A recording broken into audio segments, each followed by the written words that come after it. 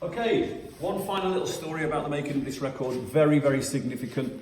Most people who know my history and know the history of the Little Angels will know our involvement with the wonderful Bryan Adams.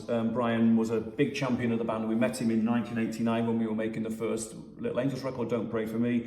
He showed interest in the band and I stayed in touch with him all through the band's, the rest of the band's career. We were good friends and often spoke on the phone, and he would often ring me up and give me some advice. And then of course we toured with him in the UK and toured with him with ZZ Top at stadium level back in 1991. So we were good friends. And one of the things that probably you won't know is that when I was making this record, I was absolutely skint. Little Angels had come to a close.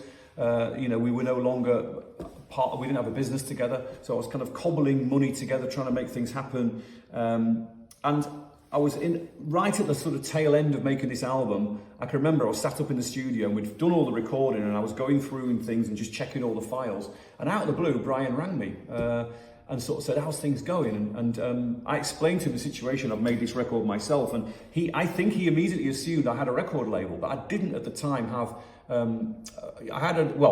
I did have a small independent record label that were going to put it out, Cottage Industry. But I think he assumed I was still working with Sony or working with Polydor, which of course I wasn't.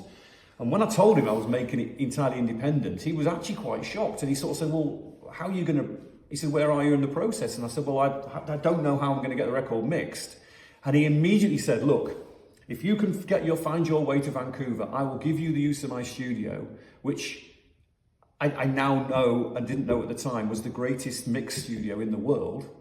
Warehouse Studios. Now there are two warehouse studios. There was the one that's in downtown Vancouver, which is I think in the Gastown region.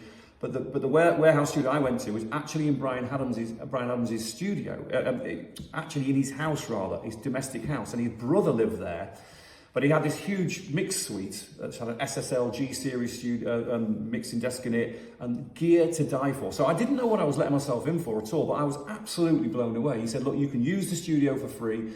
I'll talk to my personal assistant and my manager, and you can go and do that as a mate, no problem at all." I mean, and believe me, that lifeline that man gave me is one of it lives with me every day, that does. I often think about it, especially when I'm making music, that how generous Bryan was to me and how much that meant to me. And I never really got a chance to properly thank him, because it was kind of one of the last times I really sort of had proper contact with him, But I went to Vancouver. Steve Harris mixed the album in the greatest mix studio in the world, and gave this record an enormous lift, because the processing power of all the equipment that he had took the record from, say, like a 5 out of 10 to a 9 out of 10 in terms of the way that the sonics worked and the way you're able to now listen to this record. And that's entirely down to Bryan Adams' generosity.